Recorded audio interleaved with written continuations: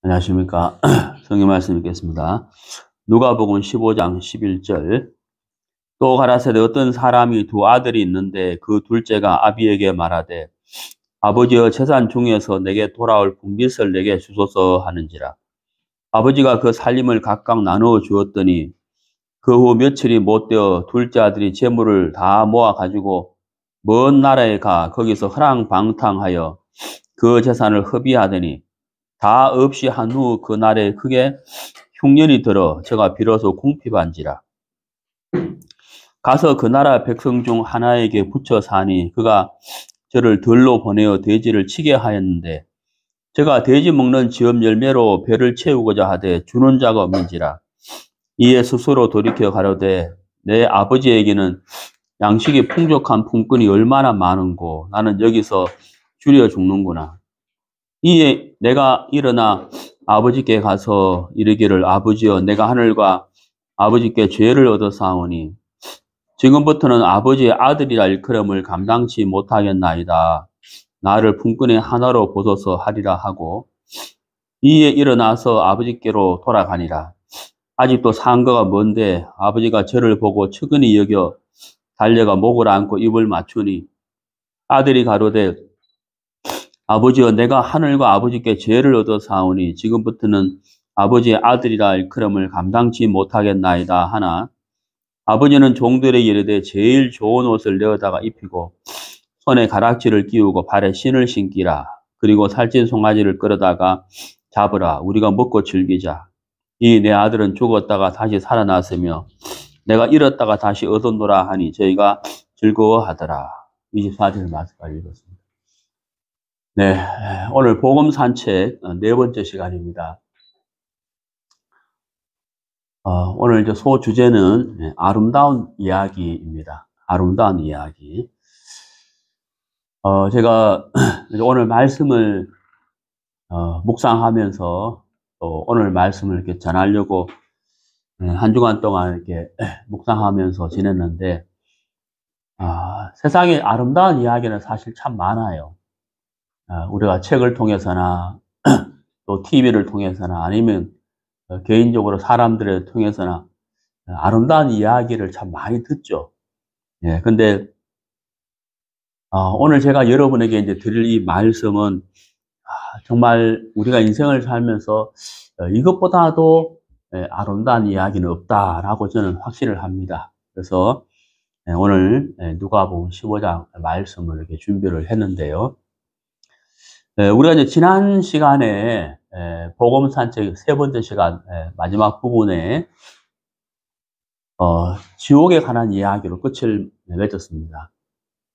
죄에 관한 말씀을 전하고 또 인생에 관한 이야기를 말씀을 드리면서 하나님을 떠난 인생은 죄악 가운데 빠져 있기 때문에 죄인의 길의 그 끝은 곁길로 가는 인생의 끝은 지옥으로 연결되어 있다라고 말씀을 드렸고 예수님께서 참 길이시다.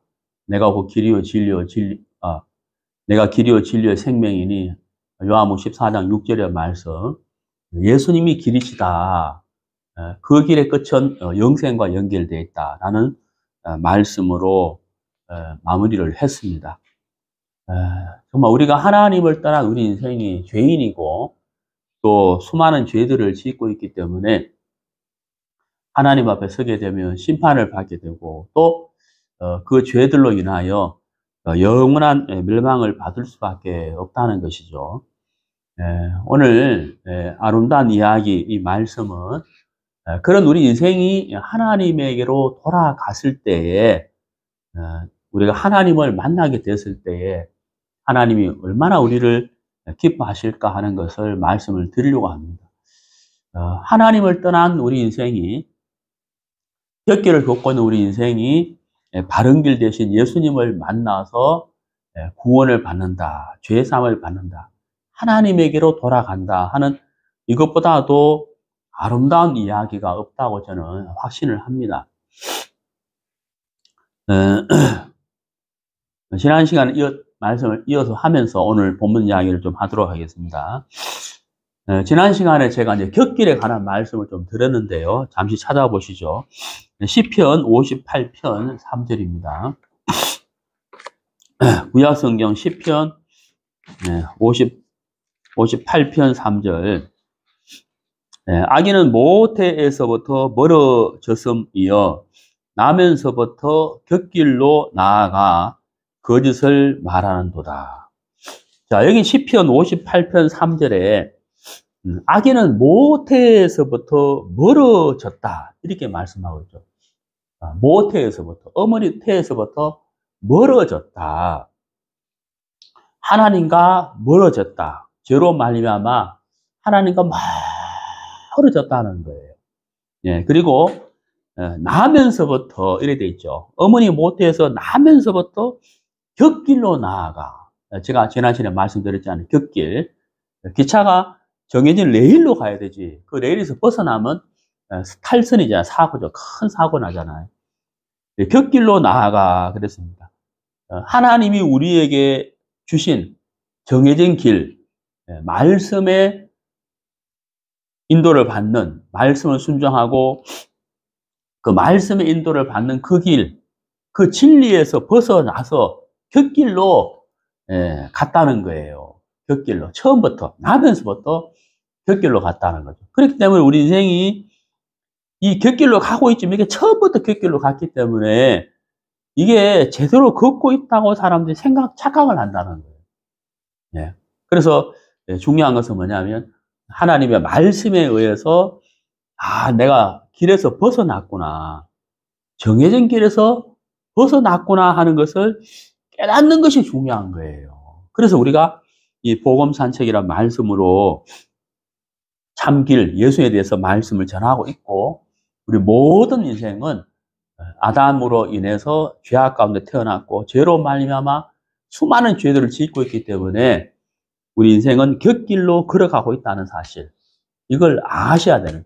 이걸 알았을 때 그 곁길에서 참길로 돌이키려고 할 것이라는 거예요. 내가 어떤 사람인가 아는 것이 굉장히 중요한 거죠. 내가 어떤 사람인지 모르면 참길로 돌이킬 수가 없다는 사실인 거예요.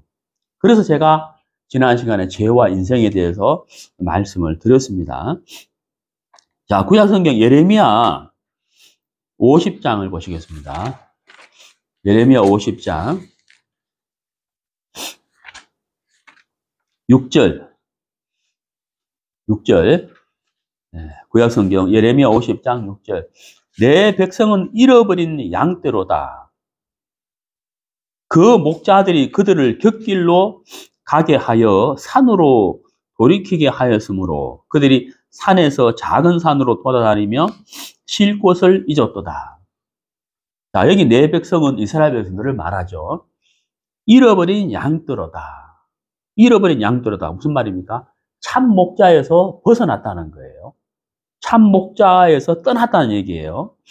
그러면서 그 목자들이 이렇게 돼, 여기서 말하는 그 목자들은 거짓 목자들을 말합니다. 참 목자가 아니에요. 거짓 목자들이 그들을, 이스라엘 백성들을 그 다음 뭐라 되어 있습니까? 어느 길로 가게 했다고요? 그렇죠. 곁길로 가게 했다는 거예요. 자, 거짓 선자들, 거짓 목자들이 곁길로 가게 했다는 겁니다. 곁길, 잘못된 길, 참된 길을 벗어나게 했다는 거예요. 하나님의 말씀에서 벗어나게 했다는 거예요. 그래서 어디로 가게 했느냐? 산으로 이렇게 되어 있습니다. 산으로 돌이키게 했다. 산으로 가게 했다. 이게 무슨 말이냐면 산으로 가게 했다는 말은 산에서 이방신을 섬기게 했다. 우상을 섬기게 했다. 이 말이에요. 자, 그래서 구약시대 이스라엘 백성들이 어떤 삶을 살았는지 우리가 열왕기 상하를 쭉 읽어보면은 대부분 시대에, 거의 대부분 시대에 이스라엘 백성들이 거짓 선자들의 인도를 받아서, 우상을 섬겼다는 거죠. 우리가 열왕기 상하를 읽어보면 정말 자세히 정확하게 알 수가 있어요. 그걸 한마디로 표현한 것이 바로 예레미야 50장 6절인 거예요. 자, 여러분, 거짓 선자들에 의해서 이스라엘 백성들이 곁길로 가서 우상을 섬겼다. 이것이 여러분 비단 이스라엘 백성들의 삶을 단적으로 보여주는 것뿐만 아니라 모든 인류에게 보여주는 하나님의 말씀이라고 저는 생각을 해요. 우리 모든 인생이 하나님의 말씀에서 떠나 거짓 선자, 진화론이라든지 잘못된 이론이라든지 거짓 종교라든지 정말 거짓 선자에 의해서 잘못된 길을 걸어가고 있다. 우리 인생을 단적으로 보여주는 말씀이라고 저는 생각을 합니다. 저도 이제 말씀을 전하는데, 저도 이제 말씀을 듣고 싶어서, 정말 이렇게, 훌륭하신 목사님의 말씀을 듣기도 하고, 그러다 보면 이제 유튜브로 검색을 하다 보면, 말씀과 관련된, 연관된 이제 여러 목사님들의 이제 유튜브 설교가 올라와요. 그래서 한 번은 이제 궁금해서 이제 방언에 관한 말씀을 전하는 목사님의 말씀을 한번 들어봤는데, 제가 들으면서 막 너무 마음이 아픈 거예요. 그 목사님이 이 방언에 관한 말씀을 하시면서 방언 기도회를 하는데 그걸 중계를 했더라고. 방언 기도를, 그 목사님이 방언으로 1시간을 기도하면서 1시간 기도 안 한 다음에 제 말 알아들었습니까? 알아들었습니까? 이렇게 이제 질문을 하는데 모른다 그러죠. 그 옆에 자매님 알아들었습니까? 알아들었다. 그렇군요. 오늘 큰 은혜 입었습니다. 이렇게 이제 그걸 제가 한번 1시간 동안 설교하는 걸 들은 적이 있는데 그 가짜거든요. 그 목사님 거의 선자예요. 이런 방언이란 말은 남이 못 알아듣는 저도 못 알아듣겠어요. 그렇게 하는 게 방언이 아니에요. 사도행전에서 이야기하는 방언은 뭐냐면 외국어예요. 외국어입니다. 그러니까 뭐 콜라콜라 이런 게 아니고요. 사도행전에 주의 사도들이 성령을 받아서 방언이 터졌잖아요. 그거는 뭐냐면 여러 각종 이방 외국 언어로 복음을 전했다는 그런 뜻이에요. 지금 거짓 선자들 말하는 그런 방언 기도가 그 방언이 아니에요, 사실은. 그렇게 사람들을 현혹시킨다는 거예요. 마치 신령한 것처럼. 여러분, 우리가 성경을 정확히 알아야 돼요. 예레미야 50장 6절. 정말 이 말씀이 구약시대 이스라엘 백성들만 가리키는 것이 아니라 지금 이 시대도 마찬가지라는 거예요. 우리가 성경을 정확히 알고 성경을 통해서 내 자신의 모습을 발견하고 하나님을 떠난 죄에 빠진 나라는 인생에서 하나님에게로 돌이키는 것, 이것보다도 아름다운 것이 없다는 것입니다. 계속하겠습니다. 자, 우리 예레미야를 폈는데요. 18장을 한번 보실까요? 18장 15절 18장 15절 대저 내 백성은 나를 잊고, 자, 여기 나를 잊고 밑줄 한번 보세요. 허무한 것에게 분향하거니와. 여러분, 우리가 피조물이잖아요. 피조물이 창조주를 잊어버린다. 여러분, 이것보다 큰 죄가 있을까요? 여러분, 어떠세요? 소도 주인을 알잖아요. 소도 말 못하는 소도 주인을 아는데 피조물인 우리가 창조주신 하나님을 잊어버리고 살면서 허무한 것에 분향한다. 우상이잖아요. 우상을 섬기고 우상을 분향한다는 거예요. 그리고 헛된 사상에 취해 있다. 그게 다 뭐예요? 허무한 것에 분향하는 거와 똑같다는 거예요. 이러한 것들은 그들로 그 길, 곧 그 옛길에서 넘어지게 하며, 옛길이 뭐예요? 하나님이 정하신 선한 길. 그 길에서 벗어나서 곁길로 갔다는 거예요. 닦지 아니한 길로 갔다. 다 속고 있다는 거예요. 여러분, 제가 어제 뉴스를 봤는데 어떤 의사가, 현직 의사인데 검찰에게 전화 와가지고, 보이스피싱이죠. 검찰로 사칭하는 사람에게 돈을 송금을 했는데 무려 41억을 송금했대요. 우리나라 최대의 보이스피싱 사기 최대 금액이라서 41억. 검찰인데 당신의 계좌가 불법으로 됐으니 어떻게 해가지고 계좌를 확인해야 되니까 입금하셔가지고 입금 한 번, 두 번, 세 번, 네 번 한 게 41억이었다는 거예요. 아유, 그 사람 잠자하겠나 싶더라고요. 속잖아요. 얼마나 마음이 아프겠어요. 괴롭게 41억. 큰 금액이잖아요. 근데 여러분, 돈보다도, 여러분 정말 돈보다도 돈으로 살 수 없는 것이 뭐예요? 생명이고 내 인생이잖아.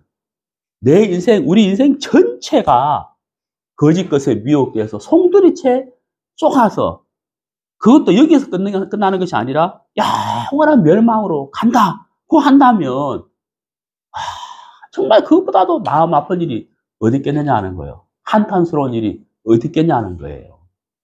여러분, 말씀을 통하여 여러분들이 곁길로 가고 있다는 것을 깨닫고 돌이키셔야 돼요. 네. 참길 예수님에게로, 하나님에게로, 말씀에게로 여러분 돌이켜야 되는 거예요. 가장 아름다운 이야기. 구원을 받지 아니한 인생이 하나님 앞에서 할 수 있는 일이 두 가지가 있어요. 두 가지.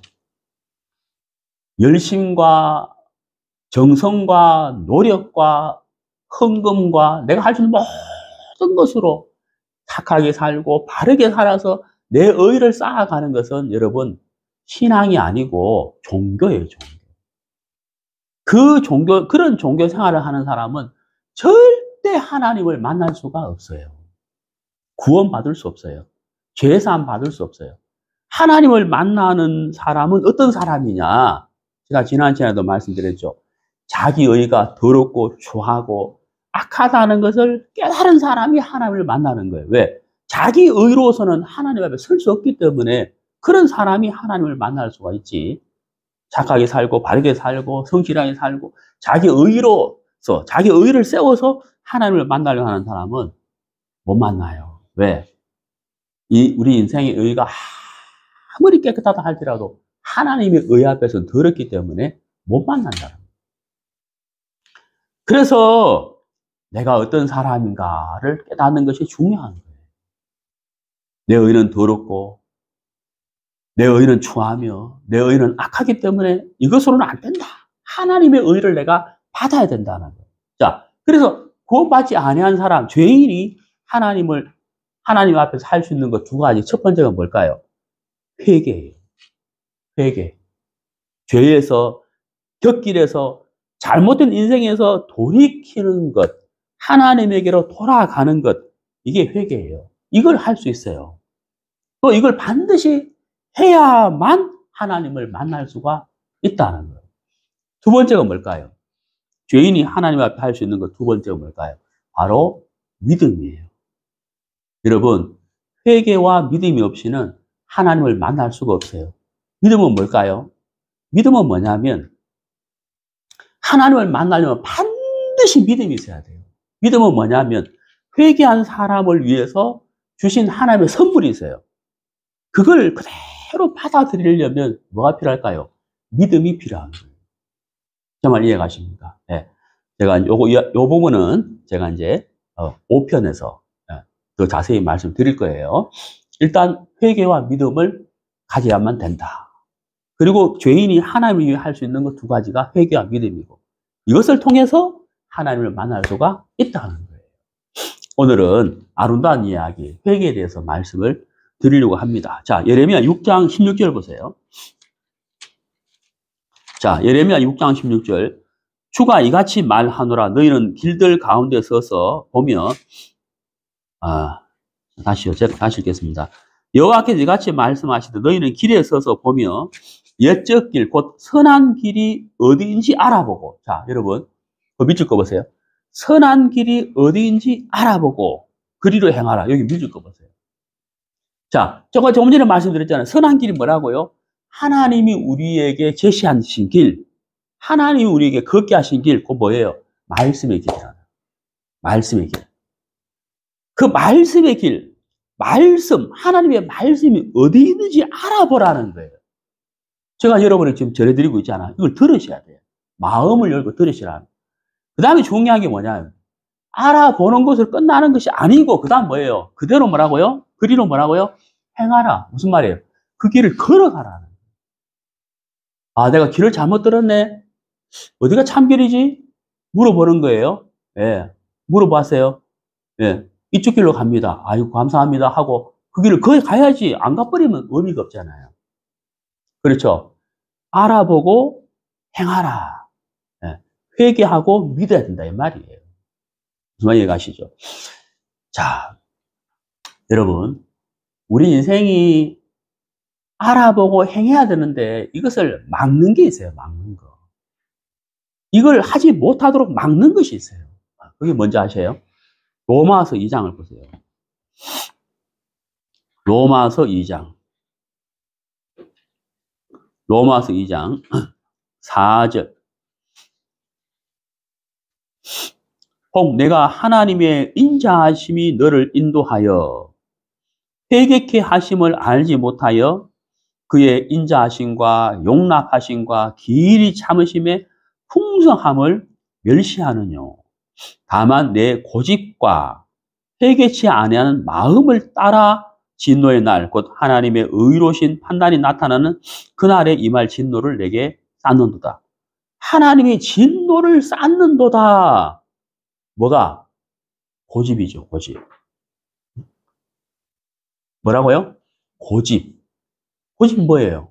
내 생각과 내 마음을 믿는 거예요. 그게 고집이에요. 그 다음 뭐예요? 회개치 아니하는 마음. 회개하지 않는다는 거예요. 예. 내 생각이 맞아. 내가 옳아. 진화론이 맞아. 하나님 어디 있어?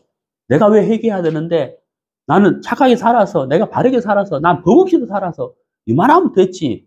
이게 다 뭐예요? 고집이라는 거예요. 자기의 눈으로, 자기 생각으로 자기를 판단하고 자기를 옳은 사람으로 내세우려고 하는 것. 그게 바로 뭐예요? 고집이라는 거예요. 그런 사람 절대 회개하지 않죠. 그래서 하나님의 진노를 쌓는다는 거예요. 자, 여러분. 이 4절에 뭘로 시작했습니까? 하나님의 인자하심이 이렇게 시작하잖아요. 하나님이 우리를 지으셨고 아담과 하와가 죄악 가운데 빠졌고 수많은 세월 동안 수많은 사람들이 모든 인생이 죄악 가운데 빠져서 하나님을 대적하고 서두에 읽었던 예레미야 말씀처럼 하나님을 잊어버리고 우상을 섬기고 거짓 선자에 속아가지고 우상을 섬기고 이렇게 우리 인생이 살아왔는데도 불구하고 하나님의 인자하심은 어때요? 어제나 오늘이나 내일이나 동일하신 거예요. 여러분, 하나님이 우리 모든 인생을 죄악 가운데서 멸할 수도 있지만 하나님은 기다리고 기다리잖아요. 왜요? 하나님의 인자하심을 깨닫고 돌아오라는 거예요. 하나님에게로 돌아오기를 기다리기 때문에 하나님이 우리를 심판하지 않는 거죠. 미루고 계속 기다리고 있다는 거예요.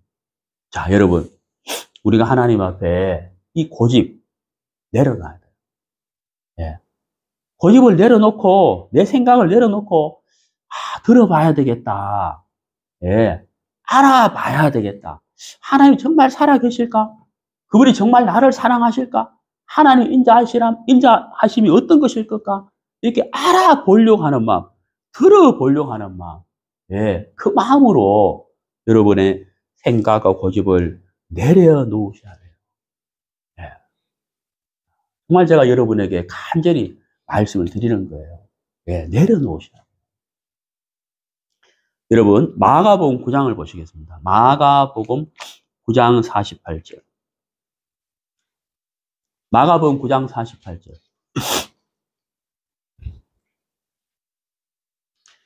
거기는 구더기도 죽지 않고 불도 꺼지지 아니하느니라. 자, 여러분, 예수님이 살아 계실 때 하신 말씀 가운데에서 가장 많이 하신 말씀이 여러분 뭔지 아세요? 반복적으로 계속 강조하신 말씀. 첫 번째가 뭐냐면 예수님의 재림이에요. 나는 다시 온다. 이걸 가장 많이 하셨어요. 두 번째 많이 하신 말씀이 뭔지 아세요? 지옥입니다. 예수님은 천국보다도 지옥에 관한 말씀을 더 많이 하셨어요.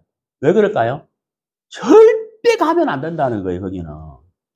거기는 절대 가면 안 된다는 거예요. 그래서 지옥에 관한 말씀을 천국보다 더 많이 하셨다고.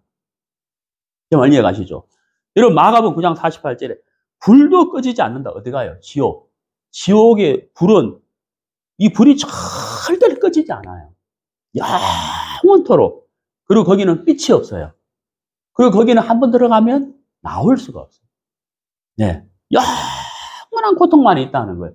그래서 예수님이 지옥에 관한 말씀을 자주 하신 거예요. 재림 다음으로 많이 하셨다고. 절대 가면 안 되기 때문에 예수님이 말씀하신 거예요. 여러분, 우리가 고집과 내 생각으로, 네? 하나님을 무시하고 우상과 거짓 이론에 속아서 곁길로 계속 걸어가면 그 곁길의 끝이 뭐냐? 지옥이라는 거예요. 절대 가면 안 되는 거예요. 여러분 가는 길을 멈추셔야 돼요. 멈추시고 옮기셔야 돼요. 길을 옮기셔야 돼요. 돌아서야 되는 거예요. 자, 제가 다시 한번 말씀드립니다. 너무 중요하기 때문에. 우리 거듭나지 아니한 하나님을 모르는 죄인이 하나님 앞에서 할 수 있는 가장 위대한 일 두 가지. 첫 번째가 뭐라고요? 회개. 두 번째가 뭐라고요? 믿음. 회개가 뭘까요? 자, 오늘 우리가 누가복음 15장을 읽었어요. 이 누가복음 15장의 말씀을 하신 배경이 뭐냐면, 예수님 당시에 사람들에게 손가락질 당한 무시를 받는 사람들이 있었거든요. 그분들이 세리였어요, 세리와 창기들. 이 사람들이 굉장한 무시를 받고 살았어요. 왜냐? 세리와 창기는 누가 뭐래도 죄인인 거예요. 특히 그 시대에 유대인들 중에서 서기관과 바리새인들, 나름대로 깨끗하게 바르게 산다는 사람들이 세리와 창기들을 굉장히 무시하고 가까이도 안 했어요. 가까이. 같이 앉는 것도 안 되고 같이 식사한다. 이거는 뭐 있을 수 없는 일이에요. 그 세리와 죄인들이 예수님께 가까이 와서 말씀을 들으러 모였을 때 바로 이게 누가복음 15장의 배경이에요. 이해가시죠? 이 세리와 창기들과 세리와 죄인들이 예수님께 가까이 와서 말씀을 들으려 하니까 누가 판단하겠어요? 서기관과 바리새인들이죠. 아휴, 예수님이랑 저 예수란 작자가 뭐 하나님 아들이라 하던데 저 더러운 사람들 가까이 하네? 이렇게 무시하는 상태에서 예수님이 누가복음 15장 말씀을 전하신 거예요. 정말 이해가시죠? 그러니까 예수님은 세리와 죄인들에게 말씀을 전하면서 당연히 누구를 더 의식했겠어요? 서기관과 바리새인들이죠. 말씀을 전하면서 너희들 이야기 잘 들어봐. 이게 내포되어 있는 거예요. 그래서 이 누가복음 15장에서 예수님께서 세 가지 말씀을 직접 하셨어요. 첫 번째 뭐예요? 첫 번째가 뭐더라? 첫 번째가 뭐냐면 양 100마리가 있는데 어떤 목자에게 양 100마리가 있는데 한 마리를 잃어버렸다는. 그 잃어버린 양을 찾아왔을 때의 그 목자의 기쁨. 자, 여러분 잘 들으세요. 누구의 기쁨요? 목자의 기쁨이에요. 여기서 강조하는 게 두 가지거든. 첫 번째가 뭐냐면 잃어버린 양을 찾았다는 거예요. 잃어버린 걸 찾았는데 이 목자가요 어떻게 하느냐 하면 찾을 때까지 찾는 거예요. 이게 목자의 마음이에요. 찾다가 아이고 뭐 이게 아니고요. 찾을 때까지 찾는 거예요. 그 다음에 뭘 강조해요? 찾았을 때의 목자의 기쁨이에요. 거기 보세요. 누가복음 15장 7절. 내가 너희에게 이르노니 이와 같이 죄인 하나가 회개하면, 자, 여러분 보세요. 죄인 몇 명이 회개하면? 2,000명이 아니죠. 200명이 아니죠. 몇 명이요? 하나. 죄인 한 사람이 회개하면 이렇게 돼 있잖아요. 하늘에서는 회개할 것 없는 의인 99을 인하여 기뻐하는 것보다도 뭐라고요? 더하리라. 그러니까 이 하나님의 기쁨 어디에 있다는 거예요? 죄인 하나가 하나님에게로 돌아왔을 때의 기쁨. 와, 그걸 말로도 표현할 수 없다는 거예요. 그 하나님의 마음이 지금 어디에 있다는 거예요? 돌아오라 하는 거예요. 하나님을 떠난 곁길로 걸어가는 인생이 하나님에게 돌아오라는 거예요. 그걸 기다리고 있다는 거예요. 그게 뭐예요? 하나님의 인자하심이야. 하나님 인자하심. 두 번째 이야기가 뭐예요? 어떤 여자가 10드라크마, 동전 10개가 있었는데 하나를 잃어버려요. 방을 썰고 막 부엌에도 가보고 막 찾다가 찾았는 거예요. 그러니까 어때요? 사람들, 이웃을 다 불러 모아 잔치를 했다는 거예요. 여러분 계산해 보세요. 동전 한 드라크마 잃어버렸는데 동네 사람 다 불러 모아 잔치하면 손해 아니에요? 오히려 손해잖아요. 한 마리 양 잃어버렸다 해가지고 동네 사람 다 불러 모으면 그 양 한 마리 값 더 돈 나가는 거잖아요. 이게 돈을 많이 들어는 거기에 있는 게 아니고 이 여자와 목자의 마음이 어디에 있다는 거예요. 잃어버린 양과 잃어버린 드라크마를 찾았을 때의 기쁨을 이야기합니다. 그것이 누구의 마음이다? 하나님의 마음이라. 여러분을 향한 하나님의 마음이라는 거예요. 네. 자, 오늘 이제 세 가지 이야기 중에 세 번째 이야기를 제가 여러분에게 드리려고 하는 겁니다. 자, 여기 이제 어떤 사람에게 두 아들이 있었다는 거예요. 두 아들이. 근데 첫째 아들이 아니고요. 둘째 아들이 아버지에게 왔어요. 첫째가 아니에요. 둘째 아들이 아버지에게 와가지고 아버지에게 재산을 나누어 달라는 거예요. 그래서 아버지가 재산을 나눠줬어요. 첫째와 둘째에게 딱 나눠줬는데 얼마 안 돼가 며칠이 안 돼가지고 둘째 아들이 그 아버지에게 받은 재산을 가지고 먼 나라에 갔어요. 거기서 막 허랑방탕 해가지고 살면서 재산을 다 흡입해버린 거예요. 자, 근데 이제 재산이 없으니까 어떻게 되겠어요? 이제 배가 고플 거 아니에요. 먹을 것이 없으니까. 그때 마침 뭐가 왔느냐? 흉년이 와버려요. 흉년. 안 그래도 먹을 것이, 돈이 없는데 흉년까지 왔으니까 더 먹을 것이 없으면서 이 둘째 아들이 궁핍해지기 시작했는 거예요. 네? 궁핍해지기 시작해요. 방법이 없으니까 돼지 치는 데 가가지고 돼지가 먹는 지엄 열매로 배를 채우자 했어요. 지엄 열매. 네. 제가 이스라엘 가가지고 지엄 열매 봤는데, 그 진짜 이거 먹겠나 싶더라고요. 지엄 열매로 배를 채우고자 했는데, 그거마저도 주는 사람이 없었어요. 그래, 이 둘째 아들이 어떻게 됐겠어요? 굉장히 배가 줄인 상태예요. 굉장한 어려움 속에 들어간 거예요. 네. 굉장한 어려움 속에 들어간 거예요. 근데 여러분, 놀라운 일이 일어났어요. 놀라운. 이 둘째 아들이 아버지의 재산을 받고 떠나는 그 순간, 이 둘째 아들의 마음에서는 아버지가 지워져 버렸어요. 잠깐만 이어가죠. 우리 서두에 제가 말씀드렸잖아요. 예레미야에 뭐라 그랬어요? 이스라엘 백성들이 하나님을 어떻게 했다고요? 잊어버렸다고. 피조물이 창조주신 하나님을 잊어버렸다. 그게 죄잖아요. 이 둘째 아들의 마음속에 그 재산을 가지고 떠나는 그 순간 욕망 속에 빠져가지고 이 둘째 아들의 마음속에 아버지는 마음에 없는 거예요. 싹 지워져 버렸다. 오로지 그 아들의 마음속에 뭐밖에 없어요? 욕망밖에 없어요. 욕망. 그 욕망이 그를 죄악 속에 빠뜨리겠을 거 아니에요. 허랑방탕하게 죄악 속에 빠뜨리겠다. 근데 돈을 다 쓰고 흉년이 오고 지엄 열매도 먹을 것이 없고 배가 고프고 줄이고 가난하고 헐벗고 고통 속에 쭉 들어가면서 이 놀라운 일이 하나 일어났죠. 그 놀라운 일이 뭘까요? 둘째 아들의 마음속에 아버지가 생각나기 시작했다는 거예요. 이게 놀라운 일이에요. 아버지가 생각나는 아버지. 아버지. 내가 왜 이렇게 어렵게 사나? 내가 왜 이렇게 고통 가운데 살지? 내가 왜 이렇게 배가 고프지? 내가 왜 이렇게 인생을 비참하게 살아야 되지? 그 이유가 뭘까? 어디서 잘못되었을까? 이 아들이 생각하기를 시작했다는 거예요. 잘못이 뭐예요? 바로 곁길로 갔다는 거예요. 아버지를 떠났다는 거예요. 아버지를 떠난 이것이 잘못이라는 것이 이 둘째 아들의 마음속에 서서히 들기 시작했구나. 내가 아버지를 떠났구나. 내가 곁길로 갔구나. 내가 바른 길에서 벗어났구나.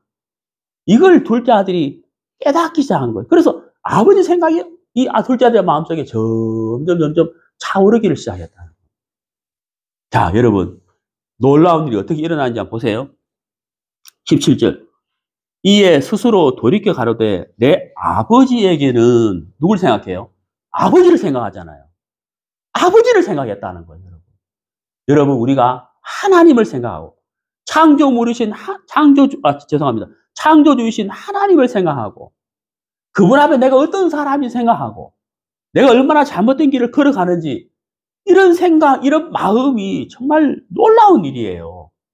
거기에서 우리 마음이 돌아서게 되는 거예요. 이 둘째 아들 보세요.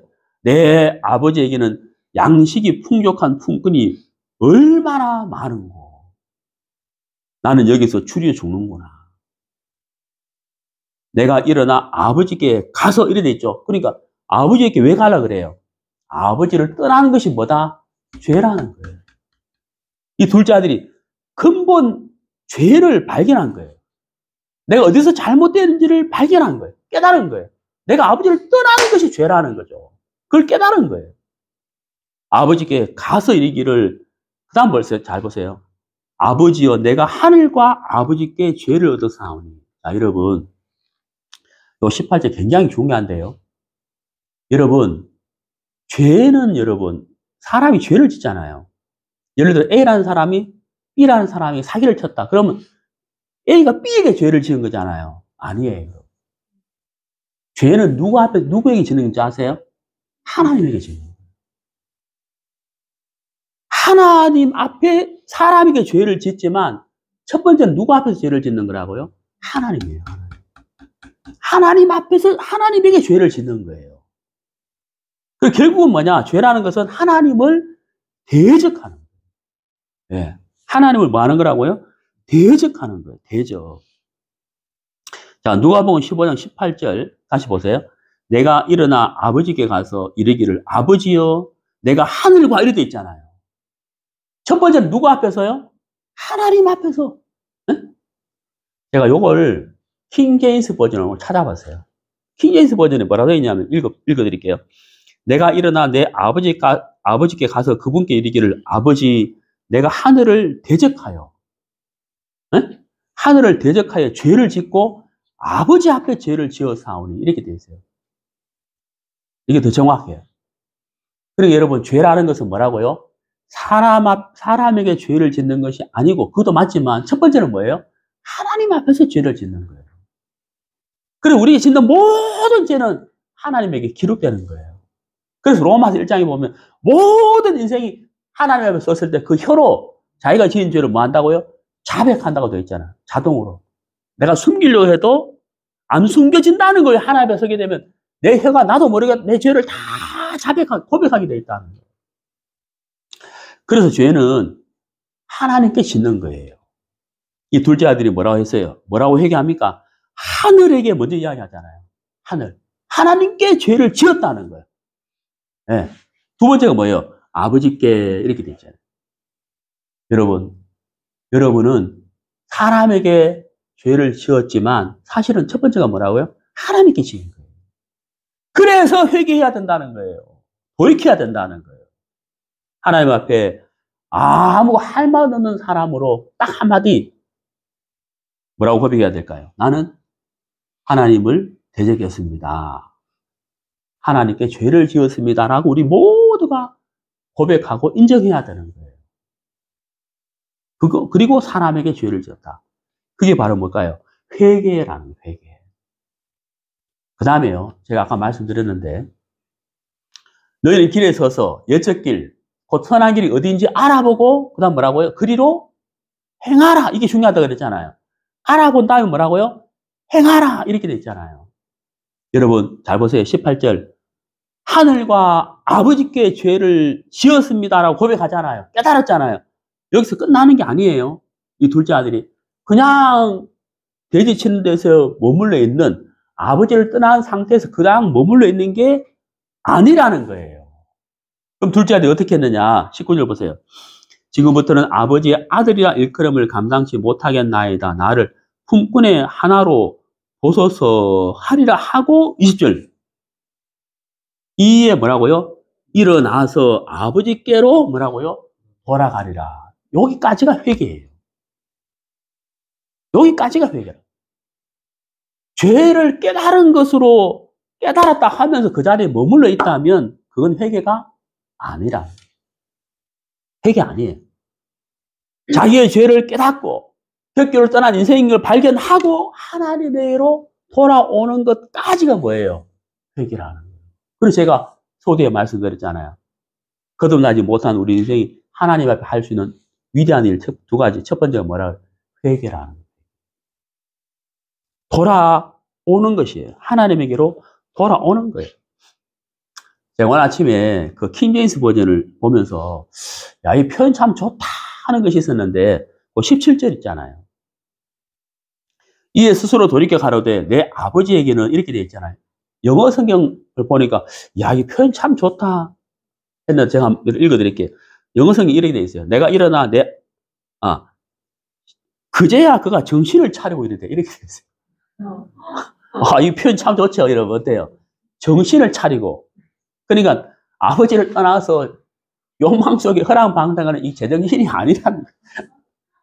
정신 차리라 이런 말 많이 하잖아. 이게 진짜 좋은 표현이더라고. 그가 정신을 차리고 이르기를 내 아버지께는 이렇게 영성이 이렇게 되어 있더라고. 진짜 표현 좋아요. 얘를 진짜 우리가 정신 차려야 돼요. 예? 이 빈말이 아니고 그냥 하는 말이 아니고 정말 여러분 하나님을 떠난 인생이 뭘 차려야 된다고요? 정신 차려야 돼요. 제정신이 들어와야 돼. 제정신을 차리게 되면 하나님께로 돌아간다는 거죠. 여러분 가장 아름다운 모습 바로 몇 절이에요? 예, 17절, 18절, 19절, 20절이에요. 그 중에서도 가장 아름다운 구절이 몇 구절이에요? 20절. 당장 할 수 있는 가장 위대한 일 뭐예요? 20절. 이에 일어나서 아버지께로 가니라. 우리 인생에 할 수 있는 위대한 일, 회개와 믿음. 응? 회개와 믿음. 여러분, 이렇게 회개가 됐으면 믿음은 뭐라고요? 그런 자들을 향하여 하나님 주신 선물을 뭐라고요? 받아들이는 것이 뭐라고요? 믿음이라. 그게 믿음. 자, 여러분. 여기까지가 둘째 아들이 한 일이거든요. 근데 이런 둘째 아들을 위해서 아버지가 하는 일이 있어요. 이거 정말 놀랍고 아름다운 이야기예요. 여러분, 깜짝 놀랄 일이 바로 뭐냐면요. 20절인데, 이에 일어나 아버지께로 돌아가니라. 아직도 상거가 뭔데? 상거가 뭐예요? 거리가 멀다 이 말이에요. 아버지와 아들의 거리가 멀다는 거예요. 그 말은 뭐예요? 아들이 저 멀리서 돌아오고 있다는 거예요. 돌아오고 있는데, 잘 보세요. 그 다음 잘 보세요. 아버지가 저를 보고 이래 됐죠. 이거 정말 놀라운 거 아니에요? 누가 누구를 먼저 봤어요? 아버지가 아들을 먼저 봤어요. 아들이 아버지를 먼저 봤어요. 성경은 아버지가 저를 보고 이렇게 돼 있잖아요. 이 말이 무슨 말이에요? 아버지는 아들을 계속 기다리고 있었다는 얘기예요. 그렇잖아요. 계속 기다렸으니까 먼저 봤을 거 아니에요. 여러분, 얼마나 아름다운 이야기예요. 둘째 아들이 이때 모습이 어땠나요? 돈을 많이 벌고 출세를 하고 아버지에게 효다는 모습으로 돌아오는 게 아니었잖아요. 하늘에 죄를 짓고 아버지에게 죄를 짓고 완전히 실패한 인생. 네, 완전히 밑바닥에 간 인생으로 돌아오는데도 불구하고 아버지는 어때요? 저를 보고 이렇게 됐잖아요. 저를 보고 그 다음 나오는 단어가 뭐예요? 네? 측은히 이렇게 되잖아요. 이게 뭐예요? 긍휼. 측은히 여겨. 밉게 이렇게 안 돼 있죠. 네? 밉게 이렇게 안 돼 있잖아요. 어떻게 돼 있다고요? 측은히, 긍휼이. 아버지의 마음에서 그 아들을 향하여 막 긍휼이 막 나가고 있는 거예요. 네? 한없이 큰 은혜와 긍휼이 아들을 향해서 막 나가고 있잖아요. 또 누가 달려가요? 아버지가 아들을 향해 달려가잖아요. 그렇죠? 네. 아들이 한 일은 20절까지예요. 그 다음부터 누가 다 해요? 아버지가. 아버지가 보고, 아버지가 측은히 여기고, 아버지가 달려가고, 아버지가 목을 안고, 아버지가 입을 맞추고, 그럼 뭐예요? 제일 좋은 옷을 여다가 입히고, 손에 가락지를 끼워주고, 발에 신을 신겨주고, 네? 그렇잖아요. 아버지가 아들에게 모든 것을 내어주잖아요. 그리고 살질송아리를 잡으라고 하면서 모든 사람들을 모아서 잔치를 하잖아요. 잔치. 자, 여러분. 아버지 편에서는 언제든지 아들을 맞이할 준비가 되어 있는 거예요. 아들이 돌아오기만 하면 되는 거예요. 우리 인생이 하나님, 구원받지 아니한 우리 인생이 하나님을 향하여 할 수 있는 가장 위대한 일, 예, 바로 아버지에게로 돌아가는 거예요. 가장 위대한 일, 저는 확신합니다. 가장 위대한 일, 아버지, 하나님에게로 뭐 하는 거라고요? 돌아가는 것이다 라고 저는 확신합니다. 이것보다도 가장 위대한 일은 없다 라고 저는 확신합니다. 예, 확신합니다. 자, 여러분, 구약성경 에스겔서 33장 보시죠. 에스겔서 33장. 33장, 에스겔서 11절, 33장 11절. 주 여호와의 말씀에 나의 삶을 두고 맹세하노니 나는 악인의 죽는 것을 기뻐하지 아니하고 악인이 그 길에서 돌이켜 떠나서, 자, 밑줄 거 보실까요? 돌이켜 떠나서, 그 길에서 돌이켜 떠나서, 이 떠나서가 있죠. 돌이키는 것으로 끝나는 게 아니고 뭐예요? 그 길에서 떠나는 거예요. 이게 회개다 말이에요. 둘째 아들이, 야, 내가 하늘께 아버지께 죄를 지었어요 하고는 거기에 그냥 있는 게 아니죠. 맞죠? 거기 있는 게 아니고 거기서 어떻게 했어요? 떠나서 아버지에게로 돌아가잖아요. 아버지 품에 안기잖아요. 그게 회개다는 거예요. 그래서 하나님이 기뻐하시는 것이 뭐라고요? 하나님이 맹세했다 그러죠. 맹세까지 했다 그랬잖아요. 악인의 죽음을 기뻐하지 않는 것과 그 다음 뭐예요? 악인이 그 길에서 떠나서 돌이켜 떠나서 사는 것을 기뻐한다. 목자가 잃어버린 양을 찾다가 찾았을 때 너무 기뻤다 그랬잖아요. 죄인 5,000명이 회개하는 게 기쁜 게, 물론 기쁘지만 죄인 하나가 회개했을 때 그 기쁨을 하나님이 그렇게 표현한 거예요. 죄인 하나가. 예. 얼마나 하나님 기뻐하시겠어요. 얼마나. 예. 이 아버지가 그 둘째 아들이 돌아왔을 때 송아지를 잡고 가락지를 끼워주고 신발을 신겨주고 옷을 입혀주고, 예, 지난 삶을 완전히 묻어버리는 거잖아요. 아버지를 떠나서 살아온 그 삶을 완전히 묻어버리는 거잖아요. 기억도 안 하는 거잖아요. 그리고 잔치하잖아요. 기뻐하고 즐거워하잖아요. 자, 여러분. 근데 이제 첫째 아들이 이 소식을 듣고 시기가 안 나는 거예요. 네? 어떻게 아버지를 떠나서 저렇게 재산을 망쳐버리고 창기와 더불어 죄악 가운데 빠진 저 아들을 위해서 잔치를 하나 하고 첫째 아들이 시기한다고요. 여러분, 예수님의 말씀을 듣고 있는 세리와 창기들은 이 말씀을 들으면서 어떤 마음을 가졌겠어요?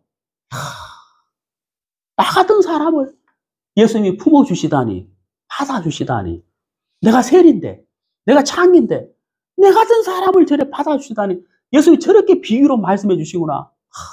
정말 감사해. 이런 마음 가지고 있는데, 서기관과 바리새인들은 어떤 마음 가질까요? 저 예수란 사람이 하나님의 아들이라 하면서, 세리와 창기, 저 더러운 인간들을 가까이 하시네. 이러고 있다, 이 말이에요. 판단하고 있다. 예수의 말씀을 판단하고 있다는 거예요. 여러분, 바로 무서운 것이 바로 그거예요. 여러분이 인간의 의의가 세워지면 세워질수록 말씀을 판단한다고요. 네? 그 사람들 하나님께 다 버림받는 거예요. 여러분, 세리와 창기들이, 차라리 세리와 창기들이 인간의 의로는 더럽고 취했지만 말씀에 나와서 돌이켰기 때문에 하나님의 의를 받아서 하나님 앞에 서게 되면 누가 더 깨끗한 사람이 돼요, 결과적으로. 네? 하나님의 의가 깨끗해요? 인간의 의가 깨끗하겠어요? 이건 비교할 수가 없는 거예요. 제가 지난 시간에 말씀드렸죠. 이사야 64장 6절. 인간의 죄가 더러운 게 아니고 인간의 의가 뭐라고요? 더럽다는 거예요. 더러운 것보다 더럽다. 인간의 의가 그렇다는 거예요. 자, 누가복음 15장, 죄송합니다. 누가복음 18장 보시죠. 누가복음 18장.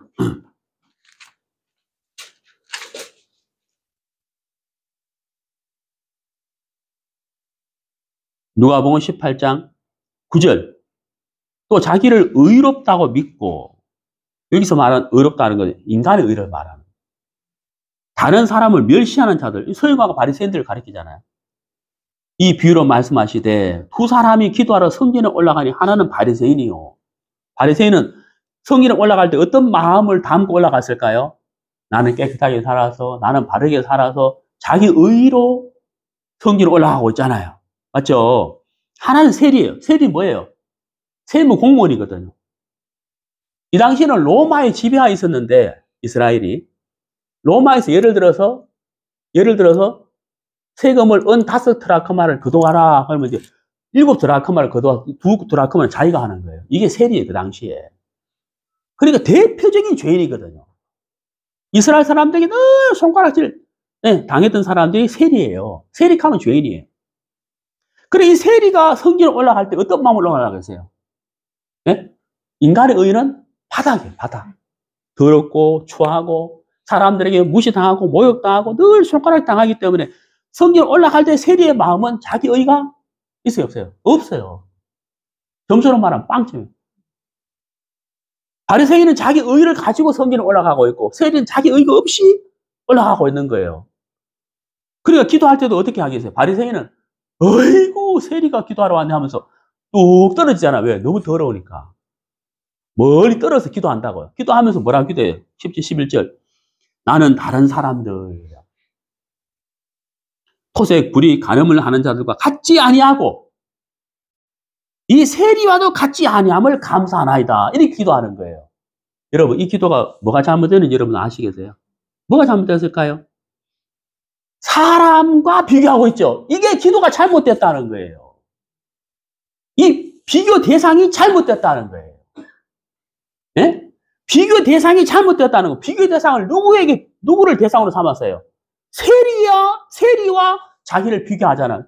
비교의 대상을 잘못 선택한 거예요. 그래서 바리새인이 지옥 가는 거예요. 누구를 비교를 해야 될까요? 기준을 어디에 둬야 되냐는 거예요. 기준이 뭐예요? 말씀. 여러분, 일본 제품 중에 캐논 카니게죠. 캐논 카메라. 캐논이라는 뜻이 뭔지 아세요? 자라는 뜻이에요. 기준, 이런 뜻이거든. 캐논. 우리의 비교의 대상은 하나님이에요. 둘째 아들이 하늘과 아버지께 죄를 지었다 그랬잖아요. 그게 정답이에요. 비교의 대상이 누구예요? 하나님. 우리가 하나님을 비교의 대상 기준으로 삼는다면 우리는 세리처럼 할 말이 없는 사람이 돼야 돼. 이게 정답이에요. 이게 회개. 응? 내가 하늘과 아버지께 죄를 얻어 사오니 이게 회개의 진수예요. 기준. 비교의 대상이 누구다? 하나님이에요. 바리새인이 뭐가 잘못됐어요? 네? 비교의 대상이 누구예요? 세리고요. 자기보다 못한 사람. 키가 1m 50 사람하고 내가 또 서 있으면 내가 키 크고 이런단 말이에요. 1m 90 앞에 서면 나는 키가 작은 거예요. 비교의 대상이 잘못됐다는 거예요. 그러니까 회개할 수가 없는 거예요. 회개가 안 돼요, 회개가. 근데 여러분, 세리의 기도를 보세요. 13절. 세리는 멀리 있어서 감히 눈을 들어 하늘을 우러러보지도 못하고. 왜요? 비교 대상이 누구예요? 하나님인 거예요. 하나님 앞에 자기가 딱 비교해보니까 하늘을 우러러보지도 못하죠. 감히 눈을 들어 볼 수가 없는 거예요. 그러니까 어떻게 해요? 가슴을 치잖아요. 왜? 비교 대상이 하나님이니까. 할 말이 없어요. 가슴을 치며 뭐라 그래요? 하나님이요. 그 다음 뭐라 그래요? 불쌍히 여기 없어요. 이게 정답인 거예요. 나는 11일에 2번씩 금식하고 소득의 11조를 드렸습니다 하고 자기 한 것을 이야기하는 바리새인. 이건 절대 회개가 아니에요. 이 사람의 길의 끝은 뭐예요? 지옥인 거예요. 네, 13절. 가슴을 치며 하나님이여 나를 불쌍히 여기셔서 나는 죄인입니다. 이거 왜 무슨 말을 해야 되겠어요? 할 말이 없잖아요. 네? 이게 회개라는 거예요. 근데 여러분, 놀라운 일이 일어났어요. 누가복음 15장처럼. 14절 보세요. 내가 너에게 이르노니 이 사람이 저보다 의롭다 하심을 받고 내려갔다. 이 사람이 누구예요? 세리잖아요, 세리. 세리가 바리새인보다 의롭다함을 받았다는 거예요. 다시 말씀드리면 하나님의 의를 선물로 받고 내려갔다는 거예요. 그러면 어때요? 인간의 의 중에서도 깨끗하다고 하는 이 바리새인의 의하고 거룩하신 하나님의 의가 이게 비교가 되겠냐는 거예요. 여러분 회개하셔야 돼요. 네? 어떻게? 바로 세리처럼 이런 고백을 하셔야 돼요. 그리고 돌이켜서 아버지 하나님에게로 돌아가는 거예요. 말씀에게로. 그렇다면 여러분에게 가장 크고 가장 놀라운 선물이 여러분을 기다리고 있어요. 네. 선물이 여러분을 기다리고 있어요. 여러분은 믿음으로 그 선물을 받기만 하면 되는 거예요. 인류 역사상 그 어떤 종교인도 어떤 철학자도 어떤 사람도 해결하지 못했던 여러분 죄와 죽음의 문제를 단번에 그 선물로 말미암아 해결이 되는 거예요.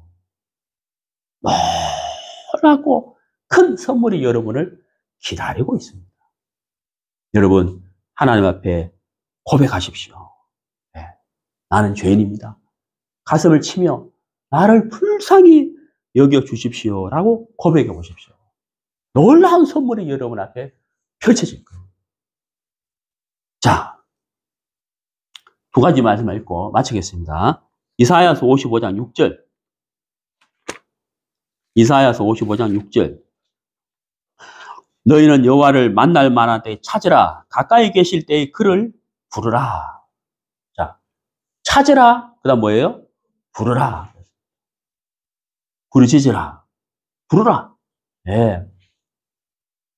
제가 어제 길을 가는데 어떤 여자분이 저한테 실례합니다 하고 묻더라고요. 저를 부르는 거죠. 아, 제가 어디 찾아가는데 어떻게 찾아갑니까? 하고 묻더라고요. 그래서 제가 자세히 가르쳐 드렸어요. 네. 여러분이 하나님을 부르시면 하나님이 여러분 앞에, 여러분 마음 문 앞에 딱 서세요. 안 가요? 딱 서요. 그리고 여러분이 묻습니다. 네가 뭘 원하느냐? 예. 여러분 틀림없이 그 음성을 들을 수 있어요. 예. 네가 뭘 원하느냐? 하나님, 영생을 원합니다. 죄 사함을 원합니다. 라고 고백한다면 그분은 여러분에게 들어주실 거예요. 무료로, 선물로 주실 거라. 자, 마지막으로 우리 요한계시록 3장. 요한계시록 3장 20절 읽고 마치겠습니다. 요한계시록 3장 20절.